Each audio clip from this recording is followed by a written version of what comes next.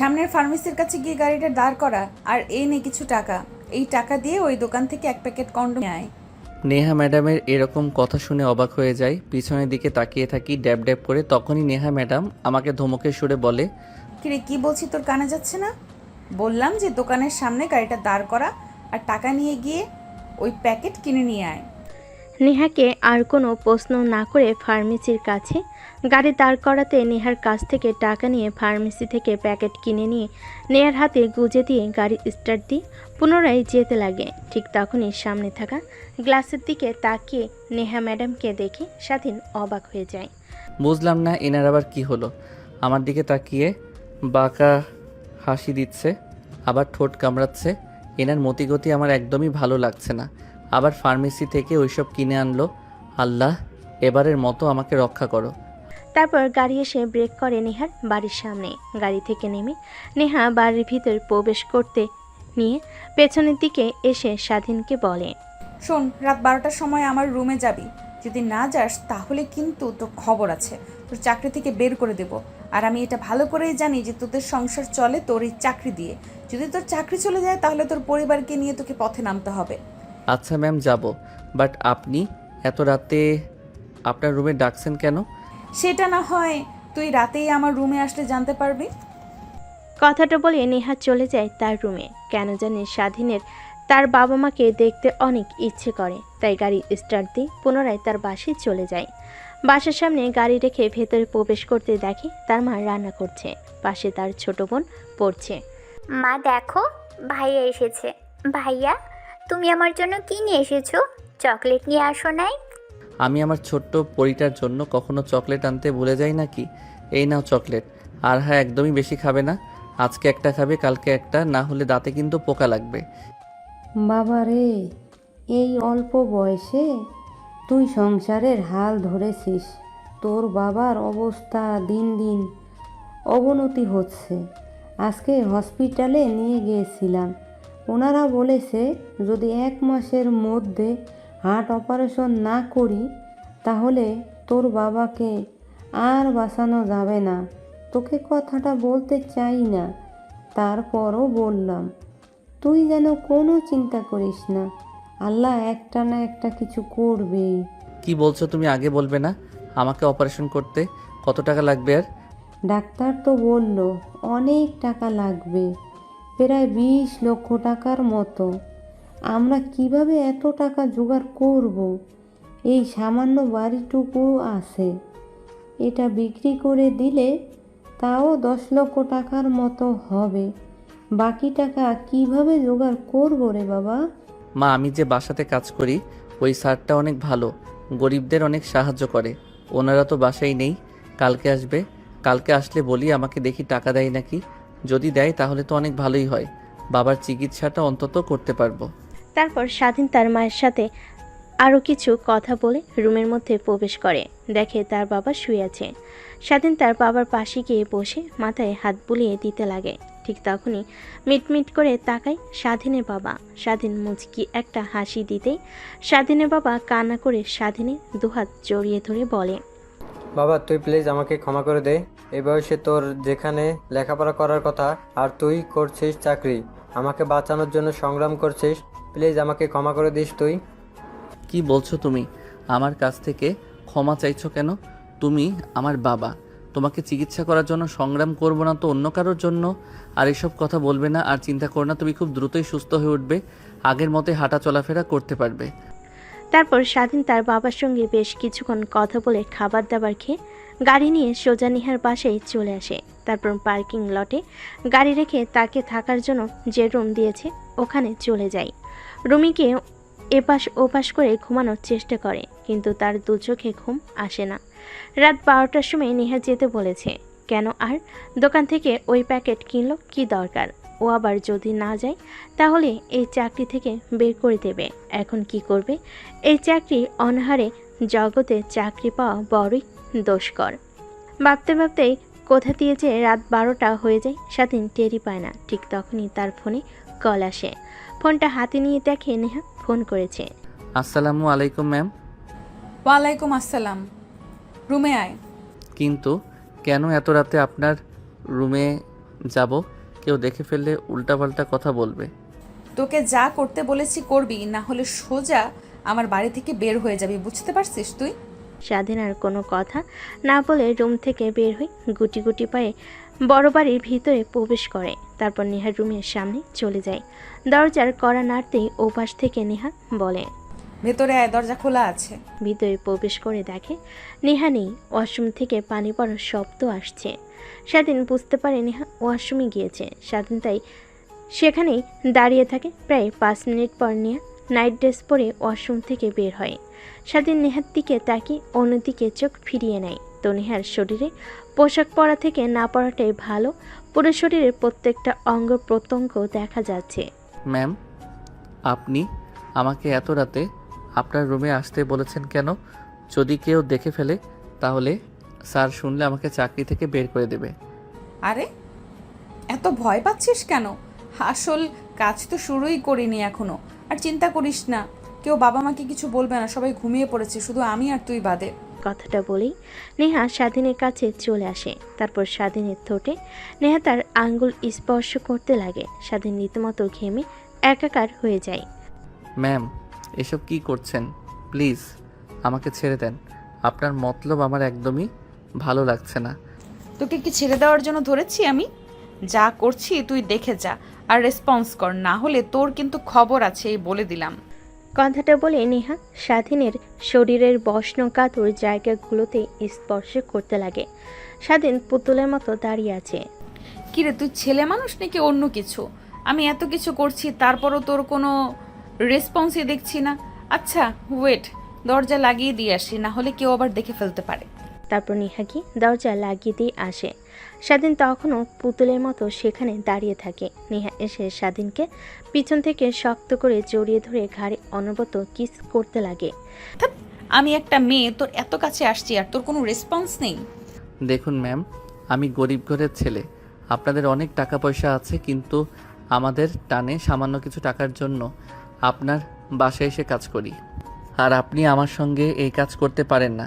Sir madam আমাকে অনেক বিশ্বাস করে, আমি তাদের বিশ্বাসের বড় ক্লাবে করতে চাই না। প্লিজ আমাকে ছেড়ে দেন, আমি আমার রুমে যাব। দেখ, একদম না বোঝার মতো কথা বলবি না। মজা তুইও নিলি, আমিও নিলাম, বিনিময়ে তোকে কিছু টাকাও দিলাম, সমস্যা নেই।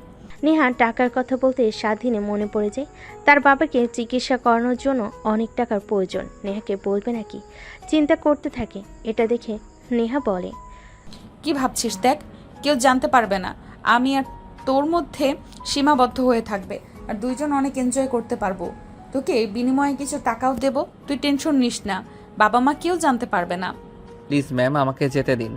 আমার বাবার চিকিৎসা করানোর জন্য অনেক অনেক টাকা দরকার, তাও আবার 1 মাসের মধ্যে।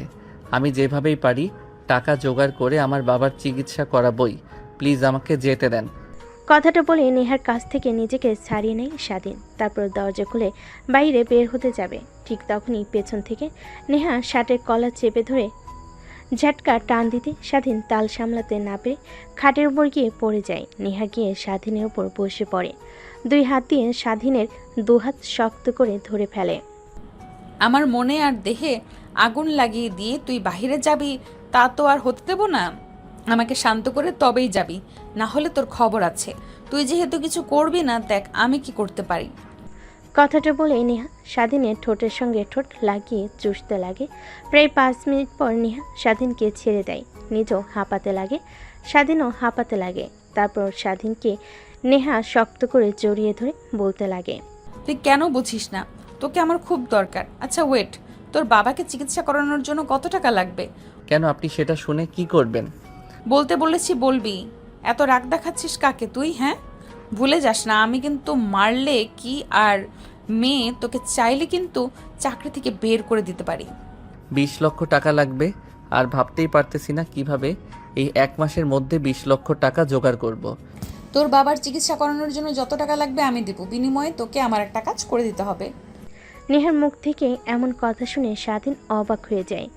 নেহার দিকে প্রশ্নবোধক দৃষ্টি নিক্ষেপ করে বলে, আমি আমার বাবাকে বাঁচানোর জন্য যে কোনো কাজ করতে রাজি আছি। আপনি শুধু আমার বাবার চিকিৎসা করানোর জন্য 20 লক্ষ টাকা দিন। আপনি যদি বলেন আমার জীবন আপনাকে দিয়ে দিতে, সেইটাই দিয়ে দিব। তোর জীবন দিতে হবে না, তোর যৌবনটা আমাকে দিলেই চলবে। কথাটা বলে নেহা তার নিজের ঠোঁট কামড়াতে লাগে। স্বাধীন বুঝতে পারে নেহা কি পৌঁছাতে চাচ্ছে। আচ্ছা ম্যাম, এইসব করা তো একদমই শরীয়ত মোতাবেক হারাম। আর আপনি যেহেতু এত ইচ্ছে, স্যারকে বলুন আপনাকে বিয়ে দিয়ে দিতে, তখন স্বামীর সঙ্গে দিনরাত থাকতে পারবেন। লুকিয়ে লুকিয়ে এইসব করতে হবে না। ধ্যাৎ, তাহলে তো হয়েই গেল। আর একটা ছেলে কখনোই এক নারীতে আসক্ত হতে পারে না। যেরকম এক খাবার দিয়ে কখনোই খাওয়া সম্ভব না, ভিন্ন ভিন্ন দরকার। ঠিক এক এক সময় এক এক ছেলেকে টেস্ট করতে হয়, বুঝলি? আচ্ছা ম্যাডাম, আপনি এত বাজে দেখে তো একদমই ওই রকম মনে হয় না। ড্রিঙ্কস করেন, নেশা করেন, এটা কমন, কিন্তু এইসব আল্লাহ জানে কতটা ছেলের সঙ্গে শুয়েছেন। নেহার স্বাধীনের কথা শুনে কেন জানি ভীষণ রাগ উঠে যায়। নিজের রাগকে আর কন্ট্রোল করতে না পেরে ঠাস ঠাস করে স্বাধীনের গালে 2টা থাপ্পড় বসিয়ে দেয়। তারপর রাগের দৃষ্টিতে কিছুটা স্বাধীনের দিকে ঝুঁকে বলতে লাগে, দেখ, তোর কাছ থেকে কোনো কথা শুনতে আমি রাজি না। তোকে যা বলেছি করবি নাকি সেটা বল। না করলেও আমি জোর করে নিয়েই ছাড়বো। তোকে আমার মনে ধরেছে। আর হ্যাঁ, একটা কথা, তুই প্রথম যে কিনা এই নেহার দেহ ভোগ করবি। ঠিক তখনই স্বাধীনের চোখে ভাসতে লাগে তার বাবার হাসি মাখা মুখটা। স্বাধীন বুঝতে পারে কোনোভাবেই এই মাসের মধ্যে কেন আগামী 10 বছরও 20 লক্ষ টাকা কোনোভাবেই জোগাড় করতে পারবে না।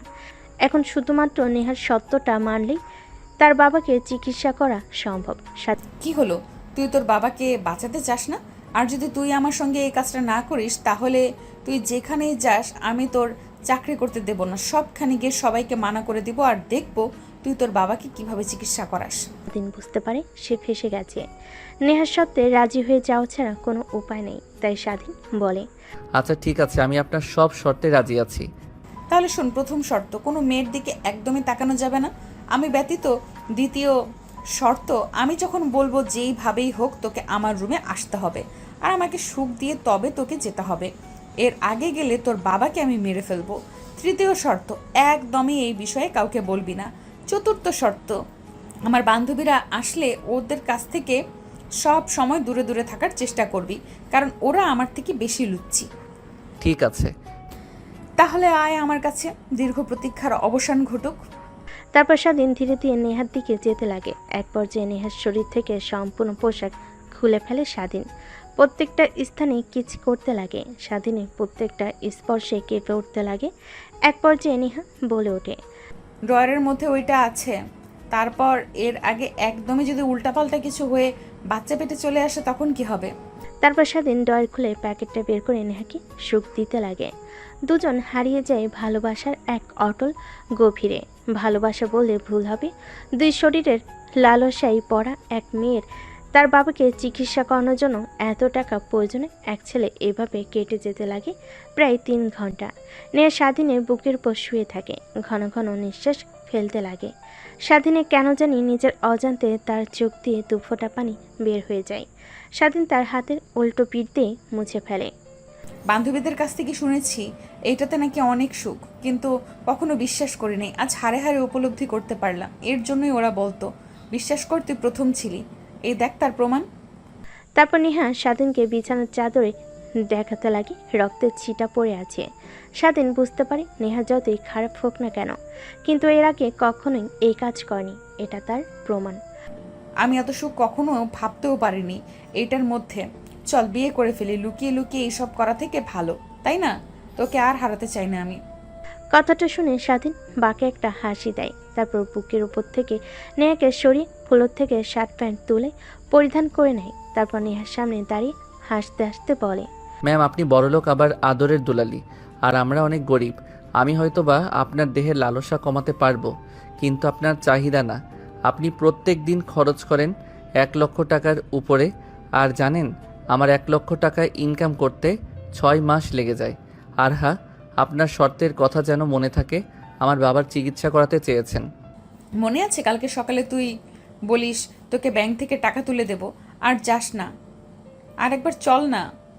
স্বাধীন নেহার আর কোনো কথা না শুনে এক প্রকার দৌড়ে রুম থেকে বের হয়ে যায়।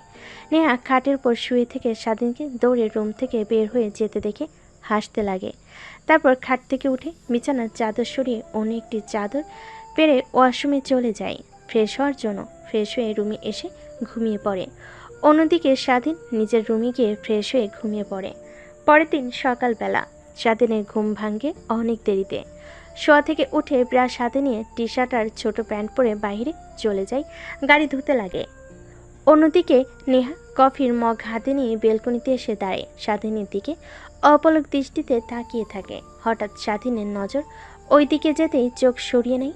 গাড়ি পরিষ্কার করে রুমে চলে আসে, ফ্রেশ হয়ে পোশাক পরিবর্তন করে বাইরে গাড়িতে বসে অপেক্ষা করতে লাগে, কারণ একটু পর নেহা কলেজে যাবে।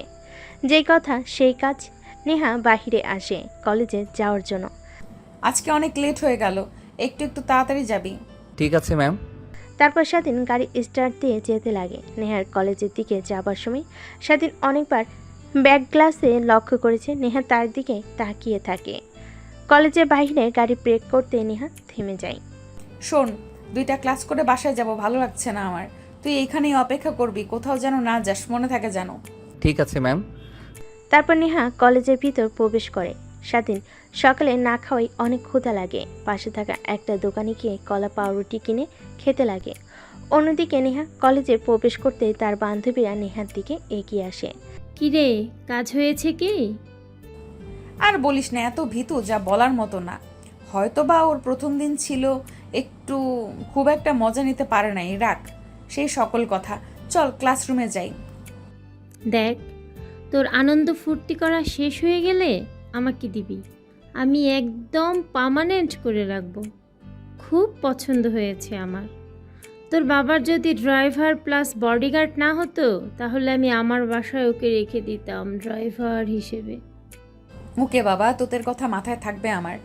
তারপর নেহার বান্ধবীরা নেহাকে অনেক কথা বলতে লাগে। অন্যদিকে নেহার অনেক রাগ হতে লাগে আর বান্ধবীর কথা শুনে কিন্তু কিছুই বলে না। দেখতে দেখতে 2টা ক্লাস শেষ করে বাইরে চলে আসে। নেহার সব বান্ধবীরা নেহার সামনে বসতে যাবে, এর আগে নেহার আরেকটা বান্ধবী সামনে বসে পড়ে।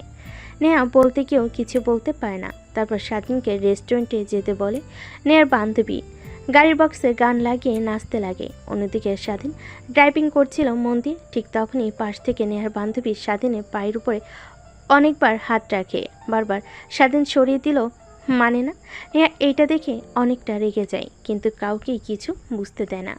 রেস্টুরেন্টের সামনে গিয়ে গাড়ি ব্রেক করতে নেহা আর তার বান্ধবীরা সবাই বের হয়ে খাবার খেতে লাগে। তারপর খাওয়া দাওয়া করে সবাই যে যার বাসায় চলে যায়। নেহাকে নিয়ে স্বাধীন নেহার বাসার দিকে রওনা হয়। রাস্তার মধ্যে স্বাধীন ড্রাইভিং করতে করতে নেহাকে বলে, ম্যাম, সাথী ম্যামকে আর সামনে বসতে দিবেন না। ড্রাইভিং করতে অনেক ডিস্টার্ব করে। উনি শুধু আজকে নয়, পড়ার সময় উনি সামনে বসে আমার পায়ে হাত রাখে, অনেক বাজে বাজে ইশারা করে। আর ম্যাম, আপনি যে বললেন আমার বাবার চিকিৎসা করানোর জন্য টাকা দেবেন ব্যাংক থেকে তুলে। নেহার কথা মতো স্বাধীন ব্যাংকের সামনে গাড়ি ব্রেক করে। নেহা ব্যাংকের ভিতর ঢুকে প্রায় 20 মিনিট পর হাতে একটা ব্যাগ নিয়ে বের হয়। স্বাধীনের দিকে এগিয়ে দিয়ে বলে, ঠিক আছে, ওকে বলে দেব তোর সঙ্গে আর যেন ওই ব্যবহার না করে। আর সামনের ব্যাংকটাতে ব্রেক কর, তোকে টাকা উঠিয়ে দিচ্ছি। এই ব্যাংকের ভেতরে 20 লক্ষ টাকা আছে, তোর বাবাকে চিকিৎসা করাবি। আর শোন একটা কথা, তোকে যে আমি এতগুলো টাকা দিয়েছি কেউ যেন জানতে না পারে। ঠিক আছে ম্যাম, আপনি অনেক বড় উপকার করলেন আমাকে। আচ্ছা ম্যাম, আপনাকে একটা কথা বলি, রাগ না করলে। আচ্ছা বল, রাগ করব না। আপনি তো পারলেই আমাকে এমনিতে এতগুলো টাকা দিতে পারতেন, তাহলে অযথা অবৈধ সম্পর্ক করার মানে কি ম্যাডাম? দেখেন, আমি টাকা পাওয়ার পর এটা বোঝাতে চাচ্ছি না যে আপনার শর্ত মানতে নারাজ, কিন্তু একটা কথাই বলবো, এই পৃথিবীতে চিরকাল বাঁচবেন না, একদিন না একদিন মরে যেতে হবে। তখন আল্লাহর কাছে গিয়ে কি জবাব দেবেন?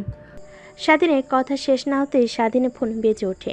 মায়ের নাম্বার দেখে নেহার কাছ থেকে পারমিশন নিয়ে রিসিভ করে কানের কাছে ধরতে ওপাশ থেকে কান্নার কণ্ঠ শুনতে পায়। স্বাধীন তড়িঘড়ি করে গাড়ি ব্রেক করে নেহার সিট বেল্ট পরে, তেমন কিছু হয় না। বাবা, কই তুই? তোর বাবা কেমন যেন করছে, বুকে 2 হাত দিয়ে চেপে ধরেছে আর নিঃশ্বাসটি নিতে কষ্ট হচ্ছে তার। প্লিজ বাসায় আয়। আচ্ছা মা, আসছি আমি এখনই। তারপর স্বাধীন অশ্রুসূচক দৃষ্টিতে নেহার দিকে তাকিয়ে বলে, ম্যাম, প্লিজ কিছু মনে করবেন না। আপনি কি হেঁটে বাসায় যেতে পারবেন? আমার বাবা অনেক অসুস্থ, তাকে নিয়ে এখন যদি হাসপাতালে না যাই তাহলে মারা যাবে সে। অনুগ্রহ করে যদি আপনাদের গাড়িটা আমাকে দিতেন তাহলে বাবাকে হাসপাতালে ভর্তি করে আপনার বাড়িতে গাড়ি দিয়ে আসতাম। প্লিজ ম্যাম, না বলবেন না। এই অল্প সময়ের মধ্যে আমি অ্যাম্বুলেন্স কিংবা গাড়ি জোগাড় করতে পারবো না। আরে না, সমস্যা নেই, চল আমিও যাব তোর সঙ্গে তোর বাড়িতে। তোর বাবাকে হসপিটালে ভর্তি করে তবে তোর সঙ্গে বাসায় ফিরবো। তারপর স্বাধীন তার চোখের পানি মুছে গাড়ি স্টার্ট দিয়ে চড়ে যেতে লাগে তার বাড়ির দিকে। একটু পর স্বাধীন বাসায় চলে আসে। দরজা দিয়ে ভিতরে ঢুকে স্বাধীন তার বাবাকে পাজাকোলা করে বাইরে নিয়ে আসে। তারপর গাড়ির ভিতর বসিয়ে দিয়ে স্বাধীন মা তার বাবাকে জড়িয়ে ধরে স্বাধীন তার ছোট বোনকে যাওয়ার সময় বলে, বোন, তুই থাক, আর বাবাকে নিয়ে চিন্তা করতে হবে না। আমি বাবার অপারেশনের জন্য টাকা জোগাড় করেছি। তুই বাড়িটার দিকে একটু লক্ষ্য রাখিস। একটু পরে এসে তোকে হসপিটালে নিয়ে যাব আমি। স্বাধীনের কথা শুনে তার ছোট বোন মাথা ইশারা দিয়ে হ্যাঁ বোঝায়। তারপর স্বাধীন গাড়ি স্টার্ট দিয়ে চলে যায় সোজা হসপিটালে। স্বাধীন গাড়ির পিছন থেকে তার বাবাকে বের করে সোজা আইসিইউতে চলে যায়। ভিতরে ভর্তি করে দিয়ে অপারেশন করার জন্য টাকা কাউন্টারে জমা দিয়ে দেয়। অপারেশন থিয়েটারের সামনে পায়চারি করতে লাগে স্বাধীন। 5 ঘন্টা পর আইসিইউর রুমের মধ্যে থেকে একটা ডাক্তার বেরিয়ে আসে। স্বাধীন তড়িঘড়ি করে ডাক্তারের কাছে গিয়ে বলে, আঙ্কেল, আমার বাবা এখন কেমন আছে? তোমার বাবা একদম বিপদমুক্ত আছে, আর সময় মতো অপারেশন করাইয়ে তোমার বাবার কন্ডিশন একদম আগের মতো হয়ে যাবে। কোনো টেনশন করো না। আর একটু পর তুমি আমার কেবিনে আসো, কিছু মেডিসিনের নাম লিখে দিই, ওইগুলো সময় মতো খাওয়ালে আশাবাদী তোমার বাবা খুব শীঘ্রই সুস্থ হয়ে যাবে। ডাক্তারের কথা শুনে স্বাধীনের অনেক ভালো লাগে। তার নিজের দেহ দিয়ে যদি তার বাবাকে সুস্থ করতে পারে, এটা তার কাছে অনেক কিছু। ঠিক তখনই মনে পড়ে যায় নেহার কথা। 5 ঘন্টা হলো বাহিরে বসে আছে। দৌড়ে বাহিরে চলে যায়। দেখে নেহা এখনো গাড়ির মধ্যে বসে আছে। সেদিন দরজা খুলে নেহাকে বলে, সরি ম্যাম, আসলে মাথায় আপনার কথা ছিলই না। বাবাকে আইসিইউতে ভর্তি করে দিলে টাকা থাকায় সঙ্গে সঙ্গে অপারেশন শুরু হয়, আর আপনার কথা মনে নাই আমার, তাই সেখানে দাঁড়িয়েছিলাম। Sorry, I am really sorry madam. আরে সরি বলতে হবে না, চল এখন বাসায়। তারপর স্বাধীন গাড়ি স্টার্ট দিয়ে পুনরায় যেতে লাগে নেহার বাড়ির দিকে। একটু পর নেহাকে নামিয়ে দিয়ে নেহার কাছ থেকে বিদায় নিয়ে সোজা তার বাসায় চলে আসে। স্বাধীন তার ছোট বোনকে নিয়ে হসপিটালে চলে যায়। আবার নার্সের কাছে স্বাধীন তার বাবার কথা জিজ্ঞেস করে একটা কেবিন দেখিয়ে দেয়। তারপর স্বাধীন কেবিনে প্রবেশ করে নিজের অজান্তে চোখ দিয়ে খুশির পানি বের হতে লাগে। দেখে তার বাবা তার মার সঙ্গে কথা বলছে। বাবা, তুই এসেছিস? কত সময় হলো তোকে খুঁজছি। আমি কিন্তু পারছি না। আয় আমার পাশে বয়। আর তুই আমার অপারেশন করানোর জন্য এতগুলো টাকা কোথা থেকে পেলি? আমি যে বাসাতে কাজ করি বডিগার্ড প্লাস ড্রাইভার হয়ে, উনি অনেক ভালো। তোমার কথা বলতেই আমাকে টাকা দিয়ে দেয়। কে এই ব্যক্তি যে আমাদের একের পর এক সাহায্য করে চলেছে? একটাবার অনেক দেখা করতে ইচ্ছে করছে। তুমি সুস্থ হও বাবা, তোমার সঙ্গে আমি দেখা করিয়ে দিব। আচ্ছা ওয়েট, তুমি থাকো, আমি ডাক্তারের কাছ থেকে কিছু ওষুধ লিখে দিব বলেছিল, ওইটা নিয়ে আসি। আর তোমার খারাপ লাগলে তখন আর আমাকে বলবো, হ্যাঁ? তারপর স্বাধীন রোজা ডাক্তারের কেবিনে চলে যায়। ডাক্তারের কাছ থেকে প্রেসক্রিপশন নিয়ে বাইরে চলে আসে। স্বাধীন তার বাবার জন্য ওষুধ, কিছু ফলমূল আর তাদের খাওয়ার জন্য বিরিয়ানি নিয়ে হসপিটালে আসে। স্বাধীন অনেকদিন পর তার বাবার সঙ্গে মন খুলে গল্প করছে। কতদিন হলো যে এভাবে কথা বলে না। দেখতে দেখতে কোথা দিয়ে যে সময় পেরিয়ে যায় সেদিকে স্বাধীনের কোনো খেয়ালই নেই। রাত যখন প্রায় 9টা, তখন তার ফোন বাজতে লাগে। কেবিন থেকে বের হয়ে ফোনটা হাতে নিয়ে দেখে নেহা ম্যাম ফোন করেছে। স্বাধীন ফোনটা রিসিভ করে বলতে লাগে, আসসালামু আলাইকুম ম্যাম। ওয়ালাইকুম আসসালাম। কোথায় তুই? আর তোর বাবা এখন কেমন আছে? জি ম্যাম, বলবো। এখন অনেকটাই সুস্থ। আর যদি আপনি না থাকতেন তাহলে আমার বাবার চিকিৎসা করাতে পারতাম না। অনেক অনেক ধন্যবাদ ম্যাম আপনাকে। ধন্যবাদ দিতে হবে না, তোকে যা বলেছি শুধু সেই শর্তগুলো মেনে চললেই হবে। ও আচ্ছা, তাহলে আমাকে বাসায় আসতে হবে আপনার। ওয়েট, একটু পর বাবার কাছ থেকে বিদায় নিয়ে আসছি। কথাটা বলে স্বাধীন ফোন রেখে দেয়। নেহা ওই পাশ থেকে হ্যালো হ্যালো বলতে লাগে। নেহার অনেক রাগ হয়, কিন্তু কিছুই বলে না। একটাবার আগে আসুক, তারপর ওর ব্যবস্থা করবে, এসবই ভাবছে বেলকনিতে দাঁড়িয়ে।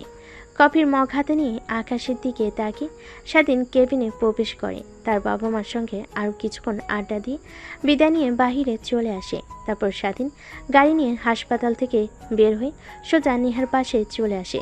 পার্কিং লটে গাড়ি রেখে স্বাধীন তার রুমে যায় ফ্রেশ হওয়ার জন্য। ফ্রেশ হয়ে পোশাক পরিবর্তন করে অপেক্ষা করতে লাগে রাত 12টা হবার। 12টা বাজার সঙ্গে সঙ্গে স্বাধীন মেন দরজা দিয়ে ভেতরে প্রবেশ করে। তারপর সোজা নেহার রুমের সামনে চলে যায়। দরজায় কড়া নাড়তেই দরজা খুলে যায়। স্বাধীন আর অনুমতি না নিয়ে ভিতরে প্রবেশ করে। দরজা লাগিয়ে যে পিছনে ফিরবে অমনি নেহা স্বাধীনকে ঠাস ঠাস করে 2টা থাপ্পড় লাগিয়ে দেয়। এই জন্যই তোর মতো ছোট লোকের বাচ্চাদের মাথায় তুলতে চাইনি। সামান্য ছাড় দিছি আর মাথায় উঠে বসছিস, তাই না? আমার অনুমতি না নিয়ে তুই রুমে প্রবেশ করলি কেন? আর তোর সাহস কি করে হয় আমার কথা শেষ না হতেই ফোন রেখে যাস? কি ভাবছিস তুই তোর সঙ্গে ভালো ব্যবহার করছি দেখে তুই পার পেয়ে যাবি? না মানে ম্যাম সরি, তখন ওইভাবে কথা বলার জন্য আর অনুমতি না নিয়ে আসার জন্য। হয়েছে, এখন আর তোর কোনো কথাই শুনতে চাচ্ছি না। আমি রুম থেকে বের হয়ে চলে যা। স্বাধীন মাটির দিকে তাকিয়েছিল, হঠাৎ নেহার দিকে তাকিয়ে দেখে ওই দিনের মতো পাতলা নাইট ড্রেস পরে আছে। ভিতরে সব কিছুই দেখা যাচ্ছে। কেন জানে স্বাধীনের অনেক লোভ হতে লাগলো। ধীরে ধীরে স্বাধীন নেশার ঘরে তলিয়ে যেতে লাগলো, যে নেশা নারীর। এই কুত্তার বাচ্চা, কি বলছি তোর কানে যাচ্ছে না? তোকে রুম থেকে চলে যেতে বলেছি, আবার আমার দিকে এইভাবে তাকিয়ে আছিস? তুই আমার কেনা গোলাম, এখন থেকে তোকে যখন যা বলবো তাই করবি, আমার পারমিশন মতো চলবি। তোকে কি ফোন করে আসতে বলেছি আমি? তুই আমার রুমে এসেছিস?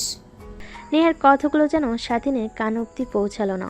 অবলোক দৃষ্টিতে তাকিয়ে থাকে নেহার দিকে। নেহা খানিকটা ভয় পেয়ে যায় স্বাধীনের তাকানো দেখে। স্বাধীনের কাছে এসে ঠাস ঠাস করে থাপ্পড় দিয়ে বলে, কি বলছি তোকে, তুই শুনতে পারছিস না নাকি? রুম থেকে বের হয়ে যা। নেহার কাছ থেকে থাপ্পড় পেয়ে নেহার কাছ থেকে থাপ্পড় খেয়ে স্বাধীন আরও রাগ উঠতে লাগে। তারপর সেখানে আর না দাঁড়িয়ে দরজার দিকে আসতে লাগে। দরজার কাছে এসে দরজা লাগিয়ে দেয়, কিন্তু সেটা বাড়ি থেকে না, ভেতর থেকে। নেহা গিয়ে সোফায় বসে পড়ে। সামনের দিকে তাকাতেই অবাক হয়ে যায়। কিরে, তোকে কি বললাম তোর কানে যায়নি? বললাম রুম থেকে চলে যা, এখনো দাঁড়িয়ে আছিস আবার আমার দিকে তাকিয়ে আছিস। নেহা অনবরত স্বাধীনকে উল্টাপাল্টা কথা বলেই চলেছে, কিন্তু স্বাধীন নেহার কথায় কোনো পাত্তা দেয় না। তারপর নেহার দিকে গুটি গুটি পায়ে এগিয়ে আসতে লাগে। নেহা এটা দেখে খানিকটা ভয় পেয়ে যায়। ধীরে ধীরে নেহার যত কাছে আসে স্বাধীন তত কিছু করতে লাগে। এক পর্যায়ে দেওয়ালের সাথে পিঠ ঠেকে যায়। দেখ, একদম ভালো করছিস না তুই, কিন্তু তোকে এই পৃথিবী থেকে চিরতরে মুছে ফেলবো যদি আমার দিকে আর একবারও আসছিস। কেন ম্যাম? আপনার তো শরীরের অনেক ভালো খিদা মিটিয়ে দিচ্ছি।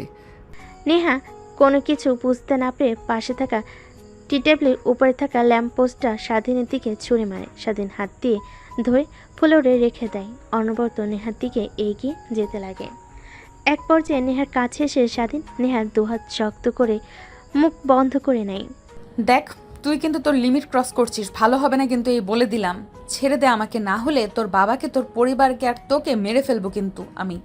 আমার ভালো রূপ দেখেছিস, কিন্তু ভয়ঙ্কর রূপ দেখিসনি। নেহার কথার কোনো জবাব না দিয়ে স্বাধীন অনবরত নেহার শরীরে স্পর্শ করতে লাগে। স্বাধীনের প্রত্যেকটা স্পর্শে নেহা কেমন যেন শিহরণ হতে লাগলো।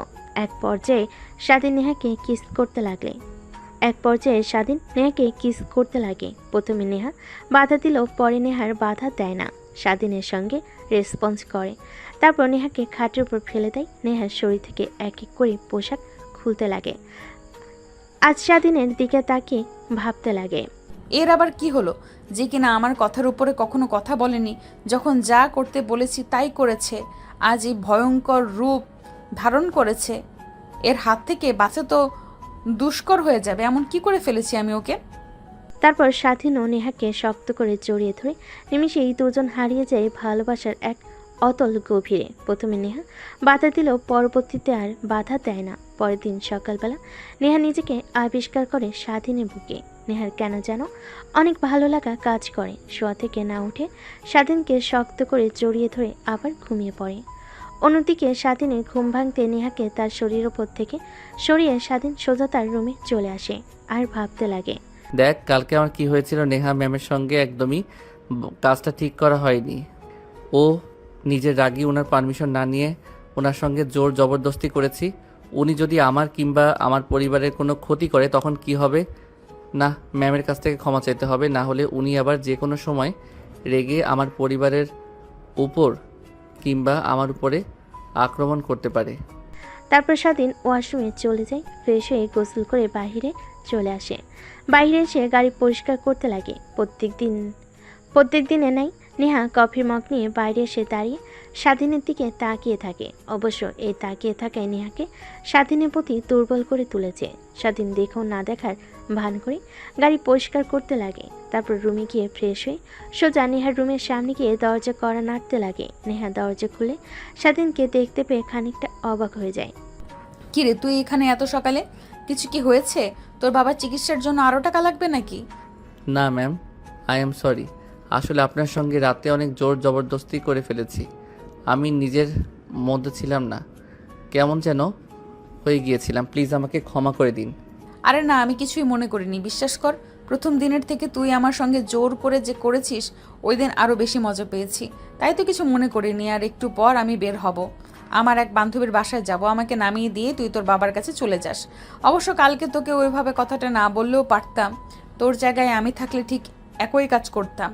তারপর নেহার কাছ থেকে স্বাধীন নিচে চলে আসে, গাড়িতে বসে অপেক্ষা করতে লাগে। নেহার আসার প্রায় 5 মিনিট পর নেহা এসে গাড়িতে উঠে পড়ে। তারপর স্বাধীনকে অ্যাড্রেস বলতে সেই দিকে যেতে লাগে। অবশ্য নেহার সব বান্ধবীদের বাসা স্বাধীনের চেনা আছে। এক পর্যায়ে নেহার দেওয়া অ্যাড্রেস অনুযায়ী স্বাধীন গিয়ে গাড়ি দাঁড় করায়। নেহা গাড়ি থেকে বের হয়ে স্বাধীনকে বলে, যা, আর আমি যখন ফোন করব তখন এই লোকেশনে আবার চলে আসবি। তারপর স্বাধীন গাড়ি স্টার্ট দিয়ে চলে যায় হসপিটালে তার বাবার কাছে। অন্যদিকে নেহা তার বান্ধবীর বাসে গিয়ে বান্ধবীদের সঙ্গে আনন্দ করতে লাগে। ঠিক তখনই নেহার বান্ধবী নেহাকে বলে, কিরে, তোর কেনা গোলামের কি খবর? আজকে তো বাইরে তোর জন্য অপেক্ষা করতে দেখছি না, কই গিয়েছে? আরে, তোকে ফোন করে বললাম না ওর বাবার চিকিৎসার জন্য টাকা লাগবে 20 লাখ, আমি ওটা দিয়েছি। আর ওকে বলেছি আমি যখন যা বলবো তখন সে করবে। এতে ছেলেটাও রাজি হয়ে গিয়েছে। একটা কথা কি জানিস, ছেলেটার মধ্যে কিছু তো একটা আছেই। কেন জানি দিন দিন ওর প্রতি দুর্বল হয়ে যাচ্ছি। আগে ওকে দেখলে অনেক রাগ হতো আমার, কিন্তু এখন ওকে না দেখলে কেমন যেন লাগে। মনে হয় এক নজর না দেখতে পারলে আমার বুকটা ফেটে যায়। আরে মামা, বুঝতে পারছিস না? এইটাই তো ভালোবাসার প্রথম ধাপ। তার মানে তুই ওই ছেলেটাকে ভালোবেসে ফেলেছিস? আমি আবারও ভালোবাসা অসম্ভব। জীবনে একজনকেই ভালোবেসে অনেক কষ্ট পেয়েছি, দ্বিতীয়বার পেতে চাই না আমি। এর থেকে এইভাবেই দিব্যি চলে যাব। আরে, যার জন্য আশা, কই ওকে আসতে বলিসনি? ওর সারপ্রাইজগুলো রেডি করে চল। আসলে নেহার বান্ধবীর জন্মদিন আজ, তাই তাকে সারপ্রাইজ দেওয়ার জন্য সবাই মিলে নেহার এক বান্ধবীর বাসায় এসেছে, সব কিছু রেডি করছে। অন্যদিকে স্বাধীন হসপিটালে গিয়ে তার বাবা মা আর বোনের সঙ্গে কথা বলতে লাগে। এইভাবে অনেকটা সময় পার হয়ে যায়। অন্যদিকে নেহা তার বান্ধবীদের সঙ্গে কেক কেটে আনন্দ করতে লাগে। এক পর্যায়ে নেহা সব বান্ধবীরা মিলে ট্রুথ আর ডেয়ার গেমস খেলতে লাগে। এভাবে পেরিয়ে যায় অনেকটা সময়। দেখতে দেখতে বিকেল হয়ে যায়। ঠিক তখনই নেহার ফোনে কল আসে। মা, কোথায় তুই? বিকেল হয়ে গেছে, এখনো বাসায় আসছিস না যে? আগে বলো, তোমরা কোথায়? বাসায় এসেছো কি? হ্যাঁ, আমি আর তোর মা তো গ্রাম থেকে বাসায় চলে এসেছি। সকালে আসার পর থেকেই তোকে দেখছি না, এত বেলা হয়ে গেল তাও বাসায় ফিরছিস না। কোথায় আছিস তুই? জলদি বাসায় ফিরে আয়, কতদিন হলো তোকে দেখি না। আচ্ছা, তুমি একটু ওয়েট করো, আমি আসছি। একটা বান্ধবীর বাসায় আছি। তারপর নেহা ফোন রেখে দেয়, স্বাধীনকে ফোন করে আসার জন্য। একটু পর স্বাধীন চলে আসে। তারপর নেহাকে নিয়ে বাসায় চলে আসে। নেহা তার বাবা মাকে দেখলে দৌড়ে এসে জড়িয়ে ধরে। অনেক দিন হলো দেখা হয় না। গ্রামে ঘুরতে গিয়েছিল তার মা বাবা, কিন্তু নেহার গ্রাম পছন্দ হয় না। আর কলেজে কিছুদিন পর এক্সাম, তাই থেকে যায় শহরে। জানিস তোর নানু ভাই, দাদু ভাই, নানি দাদি কত তোকে মিস করছে। প্রত্যেক দিন তোর কথা বলেছে, তোর সঙ্গে কত কথা বলার চেষ্টা করছে, কিন্তু গ্রামে নেটওয়ার্কের সমস্যা, তোকে ফোন করতে পারিনি আমি। তুমি সবাইকে ঢাকায় নিয়ে আসলেই তো পারো, সবাই একসঙ্গে সপরিবারে থাকতাম। তুই ভেবেছিস বলিনি? কতবার করে বলছি, কিন্তু কেউ ঢাকায় আসবে না, গ্রামে তাদের ভালো লাগে, গ্রামের মায়া ত্যাগ করতে পারে না। তাই আমিও আর কিছু বলি না। বাদ দে, কেমন আছিস তুই? একদম শুকিয়ে গিয়েছিস, ঠিকমতো খাওয়া দাওয়া করিসনি বুঝি চলে যাওয়ার পর থেকে। কি বলো বাবা তুমি? তারপর নেহা তার বাবার সঙ্গে কথা বলতে লাগে। স্বাধীন পাশে দাঁড়িয়ে থাকে। নেহার বাবার স্বাধীনের দিকে নজর যেতেই বলে, তা বাবা কেমন আছো তুমি? আমি যাওয়ার পর তুমি আমার মেয়েকে খেয়ালে রেখেছো এই তো ভালোভাবে? জি স্যার। পাশ থেকে নেহা আনমনেই ভাবতে লাগে। তার বলতে বাবা। আচ্ছা বাবা থাকো, রুমে যাই, ফ্রেশ হয়ে আসি। সে সকালে বের হয়েছি, আজকে একটা বান্ধবীর বার্থডে ছিল, ওখানে গিয়েছিলাম। তারপর নেহা তার রুমে চলে যায়। স্বাধীন নেহার বাবার সঙ্গে বেশ কিছুক্ষণ কথা বলতে লাগে। তারপর বাড়ির বাইরে এসে তার থাকার রুমে চলে যায় ফ্রেশ হওয়ার জন্য। স্বাধীন রুমে গিয়ে বিথায় ঘুমানোর চেষ্টা করে, কিন্তু দুচোখে ঘুম ধারা দেয় না। এভাবে বেশ কিছুক্ষণ পেরিয়ে যায়। মাঝরাতে হঠাৎ ফোন বাজতে লাগে। স্বাধীন দেখে বুঝতে পারে নেহা ছাড়া আর কেউ ফোন করেনি এখন। আসসালামু আলাইকুম ম্যাম, এত রাতে ফোন করেছেন কেন? কি দরকার? কি দরকার তুই জানিস না? জলদি আমার রুমে আয়। দেখুন ম্যাম, এই কয়েকদিনে তো স্যার ছিল না, তাই যেতে পেরেছি, কিন্তু আজকে আঙ্কেল আন্টি এসেছে, যদি ওনারা দেখে ফেলে তখন কি হবে? প্লিজ বোঝার চেষ্টা করুন। আমি যা বলেছি তাই কর, না হলে তুই কিন্তু সকালে আর সূর্য দেখতে পারবি না। কথাটা বলি নেহা এক প্রকার রাগ দেখিয়ে কল কেটে দেয়। স্বাধীন ভাবতে লাগে যদি আঙ্কেল আন্টি কোনোভাবে দেখে ফেলে তাকে। নেহার রুমে কিংবা নেহার রুমের দিকে যাচ্ছে, তাহলে তার অবস্থা শেষ করে ফেলবে, চাকরি থেকে বের করে দেবে। ভাবতে লাগে কি করবে। বাইরে এসে নেহার রুমে বারান্দার কাছে এসে দেখে পাইপ। তারপর পাইপে নেহার বারান্দার উপরে উঠে পড়ে। অন্যদিকে নেহা ড্রেসিং টেবিলের সামনে বসে থেকে চুল আঁচড়াচ্ছিল আর গুনগুন করে গান গাইছিল। স্বাধীন বেলকনি থেকে নেহার দিকে অপলক দৃষ্টিতে তাকিয়ে থেকে ভাবতে লাগে, কি অদ্ভুত চেহারা, মায়াবী তার চাহনি, কেন এই কাজ করতে হবে? সে চাইলেও তো হাজার আমার থেকে সুন্দর ছেলে তার পিছু পিছু ঘোরে, তাদেরকে বিয়ে করে নিতে পারে, তারপরে আমাকে কেন? কতগুলো ভাবতে ভাবতে নেহার কোমরের দিকে নজর যায়।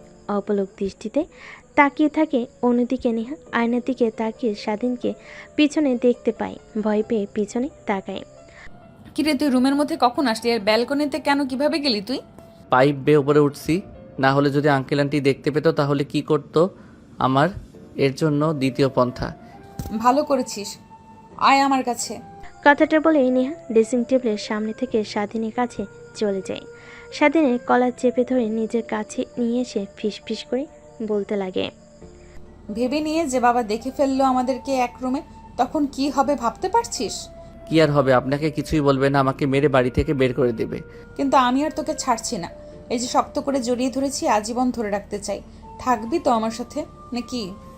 নেহার কথা শুনে স্বাধীনের মুখে বাঁকা হাসি রেখা টেনে বলে, ম্যাম, আমি হয়তো আপনার দেহে লালসা দমাতে পারবো, কিন্তু আপনাকে বা গরিব ঘরের ছেলে আমি আপনাকে ভরণ পোষণ করার মতো সামর্থ্য আমার নেই। আপনি কি ভাবছেন তা বুঝতে পারছি, আমি কিন্তু সেই ভাবনাটা একদম মাথা থেকে ঝেড়ে ফেলেন না, না হলে আপনার এই ক্ষতি হবে। আর আমি তো আপনাকে কথা দিয়েছি যে আপনি যখন যা বলবেন তাই করব, তারপরে মিথ্যা কোনো সম্পর্কে মরে জড়াবেন আপনি। আমার কিছু লাগবে না, তোকে লাগবে। এই অল্প কিছু দিনে বুঝতে পেরেছি, হারে হারে টের পেয়েছি। চল আমরা কালকে বিয়ে করে ফেলি, এইটা আমাদের জন্য ভালো হবে। তখন আর লুকিয়ে লুকিয়ে দেখা করতে হবে না আমাদের। হা বাদ দিন ম্যাম, এখন যার জন্য ডেকেছেন সেইটা করেন। কথাটা বলে স্বাধীন নেহাকে শক্ত করে জড়িয়ে ধরে এক এক করে নেহার শরীর থেকে কাপড় খুলতে লাগে। স্বাধীন কেন জানি স্বাধীনের প্রত্যেকটা স্পর্শে কেঁপে কেঁপে উঠতে লাগে। আজকে তো প্রথম নয়, তারপর কেন এমন লাগছে? তার পরপরই স্বাধীন নেহাকে নিয়ে খাটের উপর পড়ে যায়। নিমিষেই হারিয়ে যায় দুজন ভালোবাসার অতল গভীরে। অন্যদিকে নেহার বাবা রাতের অনেক পানি পিপাসা লাগে। টেবিলের উপরে গ্লাস ফাঁকা দেখে পানি নেওয়ার জন্য নিচে নামতে লাগে। নেহার রুমে কাছে আসতেই গোংরানোর শব্দ শুনতে পায়। নেহার বাবা নেহার রুমে আরেকটু কাছে গিয়ে দরজার সঙ্গে কান লাগিয়ে স্বাধীন আর নেহার ফিসফিসে কথা শুনতে পায়। নিমিষে নেহার বাবা রেগে লাল হয়ে যায়, যেন স্বাধীনকে সে কাছে পেলে কাছে চিবিয়ে খাবে। তারপর নিচে চলে যায় পানি খাওয়ার জন্য। পানি খেয়ে নিচে বসা রুমে বসে অপেক্ষা করতে লাগে স্বাধীনের আসার। অনেকক্ষণ সময় পার হয়ে গেলেও স্বাধীনের নাম গন্ধ নেই। তাই নিচে আর না বসে থেকে নেহার রুমের দিকে অগ্রসর হয়। নেহার রুমে গিয়ে দরজায় কড়া নাড়তে লাগে। কোন দিকে স্বাধীন ক্লান্ত হয়ে নেহার উপরে শুয়েছিল। ঠিক তখনই দরজার কড়া নাড়ায় ধ্যান ভেঙে যায় দুজনে। তারপর তড়িঘড়ি করে নেহার উপর থেকে উঠে পড়ে স্বাধীন। ফ্লোর থেকে প্যান্ট আর শার্ট নিয়ে পরিধান করে নেয়। নেহ তাড়াতাড়ি পোশাক পরে নেয়।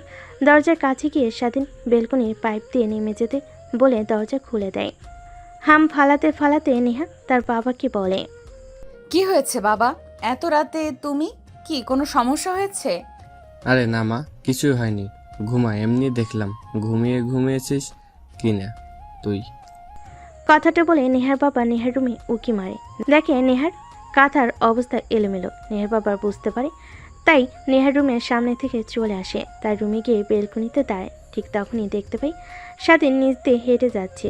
নেহার বাবার অনেক রাগ হয়, কিন্তু বুঝতে দেয় না। নেহা দরজা আটকে স্বস্তির একটা নিঃশ্বাস ফেলে এভাবে পেরিয়ে যায় রাতটা। পরের দিন সকাল হতেই নেহার বাবা তার রুম থেকে বের হয়ে বাইরে চলে আসে। স্বাধীন গাড়ি পরিষ্কার করছিল। ঠিক তখনই পাশ থেকে নেহার বাবা পত্রিকা হাতে নিয়ে পড়তে পড়তে স্বাধীনকে উদ্দেশ্য করে বলে, একটা জিনিস কি, আমি ছোট থেকে কখনো কাউকে অবহেলা করিনি, সবাইকে ভালোবেসেছি। তোমাকে বিশ্বাস করে আমার বাড়িতে থাকতে দিয়েছে। একটা কথা মনে রাখবে, কখনো তোমার বিশ্বাসে অমর্যাদা করো না, তাহলে ওই দিনেই হবে তোমার শেষ দিন। কথাটা মনে রেখো। আর শুনলাম তোমার বাবা নাকি অসুস্থ, চিকিৎসা করানোর জন্য অনেক টাকা লাগবে। তুমি নাকি চিকিৎসা করিয়েছো, এত টাকা কোথা থেকে পেয়েছো তুমি? নেহার বাবার কথা শুনে স্বাধীন আমতা আমতা করে বলে, না মানে আঙ্কেল, মানে মানে করতে হবে না, যা সত্যি তাই বলো। আমি সত্যিকে অনেক ভালোবাসি, কিন্তু মিথ্যা কথা একদমই সহ্য করতে পারি না। মানে স্যার, নেহা ম্যামকে কথাটা বলতেই আমাকে টাকা দেয়, কিছু শর্ত দেয়, সেটা না বলি। সেই টাকা দিয়ে বাবার চিকিৎসা করেছি। নেহা ম্যাডাম বলেছে আমি এই বিষয়টা কাউকে যেন না বলি। আচ্ছা যাও, ঠিক আছে, আমি কাউকেই বলবো না। তারপর নেহার বাবা রুমের মধ্যে চলে যায়। ভাবতে লাগে স্বাধীনকে চাকরি থেকে বের করে দেবে কিনা। কিন্তু তখনই তার পরিবারের কথা মনে আসে। স্বাধীন একমাত্র পরিবার চালানোর জন্য টাকা উপার্জন করে, তাকে যদি বের করে দেয় তার পরিবার পথে এসে নামবে। এইসব ভাবতে লাগে। ঠিক তখনই নেহার মা পিছন থেকে বলেন, আসো, খাবার রেডি করছি। আর এমনিতেও ডাক দাও, খাবার খেয়ে যা, মেয়েটা এত বেলা অবধি ঘুমায়। তারপর নেহার বাবা নেহার রুমে কড়া নাড়তে দরজা খুলে দেয়। দেখেন নেহা গোসল করে চুল শুকাচ্ছে। তারপর নেহা তার বাবার সঙ্গে কিছু কথা বলে নিচে চলে আসে খাবার খাওয়ার জন্য। টেবিলে বসে খাবার খাচ্ছিল। ঠিক তখনই নেহার বাবা বলতে লাগে, নেহা মা, তোর জন্য একটা বিয়ের সম্বন্ধ এসেছে, আমি রাজি হয়েছি। আমার বন্ধুর ছেলে বিদেশ থেকে লেখাপড়া করে বাংলাদেশে এসেছে, অনেক শিক্ষিত আর ভদ্র একটা ছেলে। আমি কথা বলেছি ছেলেটার সঙ্গে, অনেক ভালো লেগেছে আমার। বিকেলে ওনারা বাসায় আসবে তোকে দেখার জন্য। বাবা কি বলছো এগুলো? তুমি না বললে যে আমার মনে যখন চায় তখন বিয়ে শাদীর বিষয় নিয়ে কথা বলবে? আমি এখন বিয়ে করতে চাচ্ছি না, লেখাপড়া শেষ করব তারপর। তুমি কেন এখন বিয়ের কথা আনছো? আর সামনের মাসে তো আমার এক্সাম শুরু হবে, তাহলে এই সপ্তাহ থাকা এখন আর হচ্ছে না। দেখ, আমি আমার বন্ধুকে কথা দিয়েছিলাম যে তার ছেলে বিদেশ থেকে আসলে তোর আর ছেলেটার সঙ্গে বিয়ে দিয়ে দেবো, তাই আর বেশি দিন অপেক্ষা করতে চাচ্ছি না। আমার বন্ধুর বাড়ি থেকে তোদের কলেজ অনেক কাছে, তোর কোনো অসুবিধা হবে না। কিন্তু আমি এখন বিয়ে করব না, সাফ সাফ বলে দিলাম। তারপরেও যদি তোমরা এই বিষয়টা নিয়ে সামনে এগো তাহলে আমাকে হারিয়ে ফেলবে তোমরা। কথাটা বলে নেহা খাবারের প্লেট ফ্লোরে ছুঁড়ে মারে। তারপর খাবারের টেবিল থেকে উঠে তার রুমে চলে যায়। নেহার মা নেহার বাবাকে উদ্দেশ্য করে বলে, কি হয়েছে তোমার? নেহাকে বিয়ে দিয়ে দেওয়ার জন্য এত উঠে পড়ে লেগেছ কেন? মেয়েটা তো এখনো অনেক ছোট, সবে মাত্র ইন্টার থার্ড ইয়ারে লেখাপড়া করছে। আর একটু লেখাপড়া করুক, আর একটু ম্যাচিওর হোক, সংসারের কিছুই বুঝবে না এখনো। তুমি তো তোমার মেয়ের দিকে কোনো নজর রাখো না, রাতে কি করে সে জানো? তারপর নেহার বাবা নেহার মাকে শুরু থেকে শেষ পর্যন্ত বলে তার মেয়ের কুকর্মের কথা। এখন বলো, এই বিষয়টা যদি বাইরে জানাজানি হয়ে যায় তাহলে আমাদের কি হবে? মান সম্মান ধুলে মিশে যাবে। সামান্য একটা বডিগার্ড হয়ে আমার মেয়ে, আমার বলতেও লজ্জা লাগে। স্বাধীনকে তো কখনো এরকম মনে করিনি। অনেক ভালো ছেলে, আমার সামনে আসলে সব সময় মাটির দিকে তাকিয়ে থাকতো। ওর নজরে কখনো আমি কুদৃষ্টি দেখিনি। কিন্তু কেন এমনটা করলো? এর মাঝে তোমার মেয়ের নিশ্চয়ই কোনো ষড়যন্ত্র আছে। না হলে ছেলেটাকে চাকরি থেকে বের করে দেওয়ার ভয় দেখিয়েছে, না হলে অন্য কিছু। স্বাধীনের বাবা অসুস্থ হয়তো বা ওনার চিকিৎসা করানোর জন্য টাকা দিয়ে স্বাধীনকে কিনে নিয়েছে। আমার মনে হয় কি ছেলেটাকে যদি বুঝিয়ে বলি তাহলে নিশ্চয়ই বুঝতে পারবে। রাতে তুমি একটা বার ওকে রুমে আসতে বলো আমাদের, তারপর ওকে বোঝালে ঠিকই বুঝতে পারবে। তাই করতে হবে, তারা ছাড়া দ্বিতীয় কোনো উপায় দেখছি না আমি। তারপর নিহা রেগে রুমে চলে যায়। পোশাক পরিবর্তন করে কাঁধে ব্যাগ নিয়ে কলেজে যাওয়ার জন্য বাইরে চলে আসে। স্বাধীনকে ফোন করতে স্বাধীন খাবার খাওয়া বাদ দিয়ে হাত ধুয়ে চলে আসে গাড়ির কাছে। দরজা খুলে দিতে নেহা ভিতরে প্রবেশ করে। স্বাধীন গাড়ি স্টার্ট দিয়ে কলেজের দিকে যেতে লাগে। কলেজে যাব না, কাজী অফিসের দিকে চল। ঠিক আছে, কিন্তু ম্যাম কাজী অফিসে যাবেন কেন? কারোর কি বিয়ে? হ্যাঁ, বিয়ে আমার আর তোর। হ্যাঁ, ভালো কি? কথাটা বলে স্বাধীন জোরে সোরে গাড়ি ব্যাক করে। নেহা তার হাত দিয়ে কপাল বাঁচিয়ে নেয়। স্বাধীন পিছনের দিকে তাকিয়ে বলে, ম্যাম কি বলছেন এসব? মাথা ঠিক আছে আপনার? আমি সামান্য একটা ছেলে আর আপনি মালিকের মেয়ে। এই সম্পর্কটা কখনো মানার নয়। আর আঙ্কেল আন্টি শুনতে পারলে অনেক কষ্ট পাবে, তারা প্লিজ না। আজ পর্যন্ত আমি যা চেয়েছি তাই পেয়েছি। তুই জানিস আমার বিয়ে ঠিক করেছে বাবা তার বন্ধুর ছেলের সঙ্গে। আমি তোকে ছাড়া অন্য কাউকে বিয়ে করতে পারবো না। তুই আমার প্রথম, তো তুই আমার শেষ। ম্যাম এখন আপনি আবেগের মধ্যে আছেন, যখন আবেগ ফুরিয়ে যাবে তখন আবার ঠিক হয়ে যাবেন। আমি বলি কি, এই বিষয়টা নিয়ে এখন না ভাবাই উচিত। চলেন বাসায় যাই, বাসায় গিয়ে আপনি রেস্ট নেন, তারপর না হয় ভেবে নিয়েন। ভাবা ভাবি শেষ। তোকে যা করতে বলেছি তাই করবি। কাজী অফিসে যাবি, আমাকে বিয়ে করবি। তোর কি মনে নেই আমি যে তোকে শর্ত দিয়েছিলাম আমার কথা তোর মানতে হবে? হালে হলে তোকে যা করতে বলি না কেন। কিন্তু ম্যাম বিয়ের মতো একটা পবিত্র সম্পর্ক নিয়ে এভাবে না খেলা উচিত না। এতে আপনার আর আমার দুজনের ক্ষতি হবে। লোক সমাজে আপনার বাবা মা মুখ দেখাতে পারবে না, আপনিও পারবেন না। আপনার বান্ধবীদের সামনে গিয়ে কি বলবেন আমার স্বামী একটা বডিগার্ড? এইটা নিয়ে তোকে একদমই ভাবতে হবে না। আমি সব বান্ধবীদেরকে ফোন করে কাজী অফিসে আসতে বলেছি, ওরা অপেক্ষা করছে। তাড়াতাড়ি চল। আর যদি আমাকে বিয়ে না করিস তুই, তাহলে তোর বাবা এখনো হসপিটালে ভর্তি আছে। আমি একটা কল করার সঙ্গে সঙ্গেই তোর বাবাকে বের করে দিবে হসপিটাল থেকে। তারপরে কি হবে তুই তো বুঝতেই পারছিস। না ম্যাডাম প্লিজ না, আপনি যা করতে বলবেন তাই করব, তাও আমার বাবার কোনো ক্ষতি করবেন না। কিছু করতে হবে না সোনা, এখন শুধু আমার সঙ্গে কাজী অফিসে যাবে আর আমাকে বিয়ে করবে, তাহলেই তোমার চলবে। তারপর নেহার এক প্রকার জোড়াজড়িতে স্বাধীন কাজী অফিসের সামনে চলে যায়। সেখানে আগে থেকে নেহার সব বান্ধবীরা অপেক্ষা করছিল। গাড়ি বের করতে নেহার সব বান্ধবীরা এগিয়ে আসে। কিরে, কি হয়েছে তোর? আচমকা ফোন করলি আর বললি কাজী অফিসে বিয়ে করব। কাকে বিয়ে করবি? কাউকেই তো দেখছি না। কেন? এই যে এটাই তোদের দুলা ভাই। স্বাধীনকে দেখে কথাগুলো বলে নেহা। নেহার বান্ধবীরা সবাই অবাক হয়ে নেহার দিকে বড় বড় দৃষ্টিতে তাকায়। কি শেষমেশ তুই বডিগার্ডকে বিয়ে করবি? হ্যাঁ করব, তাতে তোদের কোনো সমস্যা আছে? আমাকে থাকতে বলতে পারি। তোদেরকে যার জন্য ডেকেছি সেটা কর, আমার বিয়ের সাক্ষীদের ভেতরে। তারপর নেহা স্বাধীনের হাত ধরে কাজী অফিসের মধ্যে চলে যায়। নেহার বান্ধবীরা নেহার পিছন পিছন কাজী অফিসে প্রবেশ করে। তারপর বিয়ের কার্যক্রম শেষ করে স্বাধীনকে কবুল বলতে বলে কবুল বলে না। নেহা স্বাধীনের দিকে তাকাতেই কবুল বলে ফেলে। এভাবে বিয়ের কাজকর্ম শেষ হয়ে যায়। নেহার বান্ধবীরা বাহিরে দাঁড়ায়। তারপর নেহার বান্ধবী নেহাকে বলে, বিয়ে তো করলি, নে ঠিক আছে, এবার আমাদের ট্রিট দে। চল রেস্টুরেন্টে চল, তোদেরকে মন ভরে আজকে খাওয়াবো। তারপর এক এক করে সবাই গাড়িতে উঠে বসে। সাথীর সামনে বসতে গেলে নেহাকে পিছনে বসতে বলে নেহা গিয়ে সামনেই বসে পড়ে স্বাধীনের কাছে। তারপর সোজা রেস্টুরেন্টে চলে আসে। এক এক করে সবাই নেমে রেস্টুরেন্টের মধ্যে ঢুকে যায়। স্বাধীন গাড়িতে বসে থাকে। নেহা এটা দেখে রেগে স্বাধীনকে গাড়ির ভেতর থেকে কলার চেপে ধরে বের করে নিয়ে আসে। কিরে, তোকে ইশারা দিয়ে বললাম না আয়, তারপরেও তুই এখানে বসে আছিস কেন? আপনারা যান ম্যাডাম, আমি যে কি করব, এর থেকে বাহিরে গাড়ির মধ্যে বসে অপেক্ষা করি। যান, আপনারা গিয়ে আনন্দ করেন।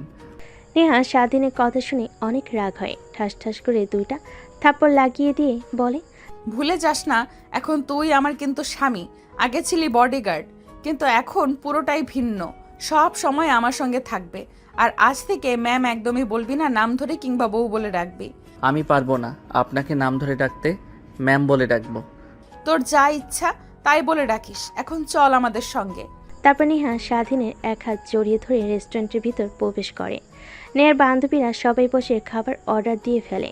তারপর সবাই একসঙ্গে খাবার খেয়ে অনেক আনন্দ করে। তারপর নেহার বান্ধবীরা নেহাকে বিদায় জানিয়ে চলে যায়। গাড়িতে উঠে পড়ে। স্বাধীন উঠে পড়ে, স্টার্ট দিয়ে বাড়ির দিকে যেতে যাবে। ঠিক তখনই নেহা বলে, চল তোর বাবাকে দেখতে যাব, এখনো তো হসপিটালে দেখে আসা হয়নি। আর কেউ বলে আসি আপনার ছেলে বিয়ে করেছে। যা হয়েছে আমাদের দুজনের মধ্যেই সীমাবদ্ধ থাক না, এটা বাহিরে জানানোর কোনো দরকার নেই। আর আমার বাবা মা জানতে পারলে অনেক কষ্ট পাবে। তারা তাদেরকে না জানিয়ে বিয়ে করেছি, আর আঙ্কেল আন্টি জানলে তো আমাকে জ্যান্ত পুঁতে রাখবে। তোকে কি বলেছে? আমি তোকে কি বলেছি মনে নেই? এই যে হাত ধরেছি, মরতে হলে একসঙ্গে মরবো, কখনোই এই হাত ছাড়ছি না। কথাটা বলে নেহা স্বাধীনের হাত ধরে আঙ্গুলের মধ্যে মুষ্টিবদ্ধ করে নেয়। তারপর স্বাধীন এক হাতে আলতো করে একটা চুম্বন দেয়। স্বাধীনে কেন জানি অনেক ভালো লাগা কাজ করে, কিন্তু তা প্রকাশ করে না। নেহার কাছ থেকে হাত ছাড়িয়ে গাড়ি স্টার্ট দিয়ে হাসপাতালের দিকে যেতে লাগে। অবশ্য দেখতে ইচ্ছে করছিল, ঠিক তখনই নেহা তার মনের কথা বলে ফেলে। একটু পর হাসপাতালে চলে আসে। নেহা বাড়ি থেকে কিছু ফ্রুটস কিনে নেয়। তারপর স্বাধীনের বাবার কেবিনে গিয়ে দেখেন স্বাধীনের মা আর বোন বসে তার বাবার সঙ্গে কথা বলছে। স্বাধীন গিয়ে পাশে বসে পড়ে নেহাকে একটা চেয়ারতে বসার জন্য। বাবা তুই এসেছিস? তোর কথা অনেক মনে পড়ছিল। আমার ফোন করব, কিন্তু তোর মা বলে ফোন বাসায় রেখে এসেছে। দেখো তুমি মনে করেছো আর আমি চলে এসেছি, এখন কেমন লাগছে? হ্যাঁ অনেক ভালো লাগছে। আমার ডাক্তার বলেছে কালকে আমাদের রিলিজ করে দিবে, বাসায় যেতে পারবো আর আমি আগের মতো হাঁটাচলা করতে পারবো। বাবা আমার চিকিৎসার জন্য তুই এত টাকা কোথা থেকে জোগাড় করলি? তোকে অনেক হার্ডওয়ার্ক করতে হয় তাই না? আরে না বাবা, এটা দেখছেন ম্যাডাম, তিনি আমাকে টাকা দিয়েছেন তোমার চিকিৎসা করানোর জন্য। আর অনেক ভালো, আমারে যেই বাসায় কাজ করি ওই বাসার মালকিনের মেয়ে। আর আপনার ছেলের বউ? কি? হ্যাঁ মা, আপনার ছেলে আমাকে বিয়ে করেছে আপনাদেরকে না জানিয়ে। এরকম কথা বলবে এখানে কখনো ভাবতেও পায়নি স্বাধীন। তারপর নেহাকে এক হাত ধরে কেবিনের বাইরে নিয়ে আসে। তারপর উচ্চস্বরে বলতে লাগে, আপনাকে কি বললাম শুনতে পাননি? বললাম না আমার মা বাবার সামনে গিয়ে কখনো এইসব কথা বলবেন না। ভুল হয়েছে, আপনার কাছ থেকে টাকা নিয়ে আমার বাবাকে চিকিৎসা করিও। এর থেকে আমার বাবা যদি মারা যেত ভালো হতো। আমার বাবা অপারেশন করেছে, হার্টের সমস্যা। যদি আবার কিছু হয় তাহলে আপনার খবর আছে। তুমি আমাকে এইভাবে কথা বলতে পারলে? তোমার স্ত্রীকে রেগে কথা বলতে পারলে? যাও, তোমার সঙ্গে আর কোনো কথা নেই আমার। তারপর নেহা স্বাধীনকে রাগ দেখিয়ে স্বাধীনের সামনে থেকে হসপিটালের বাইরে চলে আসে। স্বাধীন কেবিনে প্রবেশ করে স্বাধীনের মা আর তার বাবা তার দিকে অগ্নিদৃষ্টিতে তাকিয়ে থাকে। বিশ্বাস করো বাবা মা, উনি যা বলছেন একদমই মিথ্যা কথা। সব সময় ফান করে তো, তাই তোমাদের সঙ্গে দুষ্টামি করেছে। উনি আমার মালকিনের মেয়ে, উনি কখনো আমাকে বিয়ে করতে পারে? তাহলে মেয়েটাকে এইভাবে হাত ধরে বাহিরে নিয়ে গেলে কেন? আর কোথায় চলে গেলে? নাকি ভিতরে নিয়ে আয়? ধন্যবাদ বলতে হবে তো, বাবাকে এতগুলো টাকা চিকিৎসার জন্য দিয়েছে সে। অন্য আরেকদিন বলো, আমি বাসায় নিয়ে গেলে তখন। এখন যেতে হবে, ফোন করেছে আঙ্কেল। আর কালকে আমি এসে তোমাদেরকে নিয়ে বাসায় রেখে আসবো। তারপর স্বাধীন তার মা বাবার কাছ থেকে বিদায় নিয়ে চলে আসে হসপিটালের বাইরে। এসে দেখে নেহা রাগ করে গাড়িতে বসে আছে। স্বাধীন গাড়ি স্টার্ট দিয়ে যেতে লাগে। পিছন থেকে নেহা ভাবতে লাগে, এ কাকে বিয়ে করলাম? স্ত্রী রাগ ভাঙাতে পারে না। তারপর স্বাধীন গাড়ি চালাতে চালাতে বলতে লাগে, জানি না ম্যাম কিসের জন্য আমাকে বিয়ে করেছেন, কিন্তু কখনোই আমার কাছ থেকে স্বামীর অধিকার আশা করবেন না। হ্যাঁ, এটা আশা করতে পারেন আপনার শারীরিক চাহিদা পূরণ করতে পারবো, কিন্তু কখনো স্বামীর যে ভালোবাসা ওইটা কখনো আমার কাছ থেকে পাবেন না আপনি। কেন জানি স্বাধীনের বলা কথাগুলো নেহার বুকে তীরের মতো বেঁধে, কিন্তু স্বাধীনকে কিছু বলতে দেয় না। মন মরা হয়ে যায় স্বাধীনের কথা শুনে। একটু পর গাড়ি এসে ব্রেক করে বাড়ির সামনে। গাড়ি থেকে নেমে সোজা রুমে চলে যায়। দরজা লাগিয়ে দিয়ে কান্না করতে লাগে। জীবনে কখনো কাউকে ভালোবাসলাম না, এত ছেলে আমার পেছনে ঘুরলো, কখনো কাউকে পাত্তাও দিলাম না, শেষমেশ এমন একজনকে ভালোবাসলাম যে কিনা কখনো আমাকে মেনে নিতে পারবে না। মানবে কি করে? আমি তো তাকে সামান্য টাকা দিয়ে দেহের লালসা মিটিয়েছি। অনেক বাজে মেয়ে, আমাকে হিসেবে সে চেনে, কখনো স্ত্রী হিসেবে মানতে পারবে না। এইটা তো যে কোনো ছেলেই। কথাটা ভেবে নেহা কান্না করতে লাগে। অন্যদিকে নেহার মা মেয়েকে রেখে রুমে গিয়ে দরজা আটকে দিতে দেখে নেহার মা রুমের সামনে এসে দরজায় কড়া নাড়তে লাগে, কিন্তু নেহা দরজা খোলে না। এক পর্যায়ে নেহার মা অনেক ভয় পেয়ে যায়। তারপর নেহার বাবার কাছে গিয়ে বলে, নেহা এই যে শুনছো, নেহা রুমে এসে দরজা লাগিয়ে দিয়েছে। এত ডাকাডাকি করছি কিন্তু দরজা খুলছে না। কি হয়েছে তুমি একটু আবার দেখো তো। নেহার বাবা কথাটা শুনে অনেক ভয় পেয়ে যায়। দৌড়ে নেহার রুমের সামনে চলে যায়, দরজায় কড়া নাড়তে লাগে।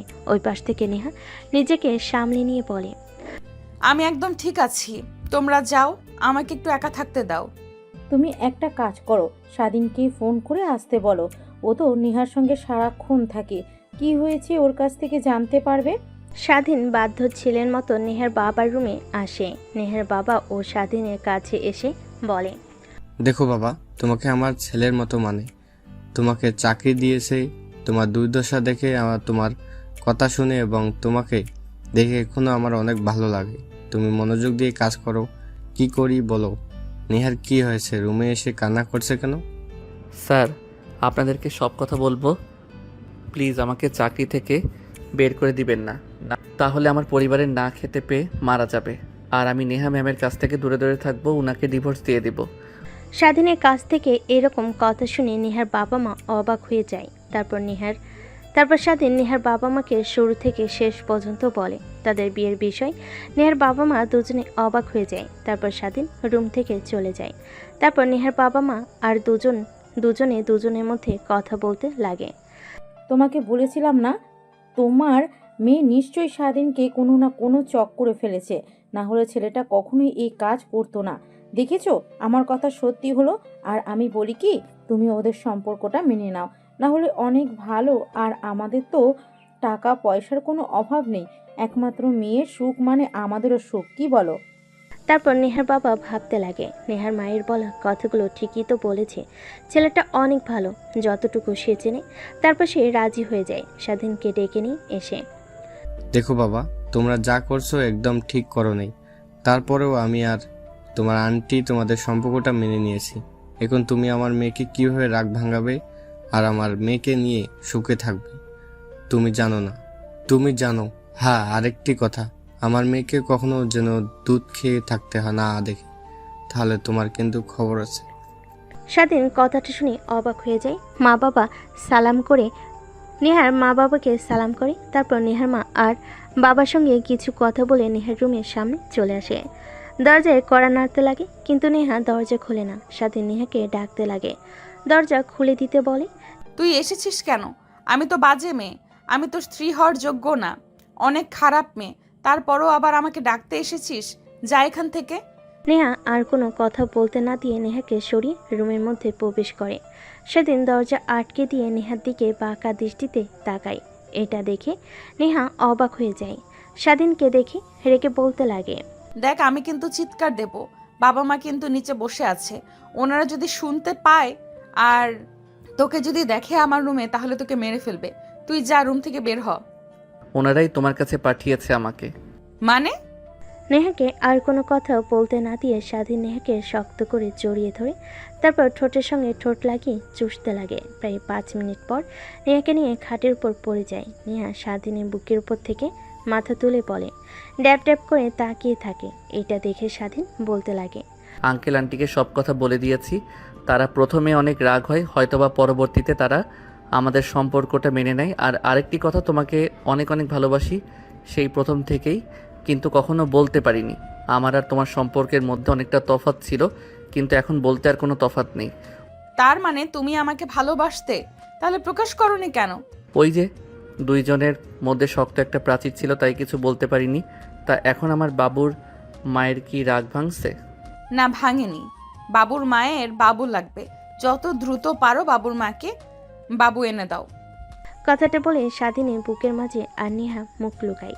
উপর থেকে সরিয়ে জড়িয়ে ধরে হারিয়ে যায় ভালোবাসার এক অতল গভীরে, যেখানে তারা বাবু প্রস্তুত করছে। আর জানতে হবে না আপনাদের, বিয়ে করেন তারপরে জানতে পারবেন।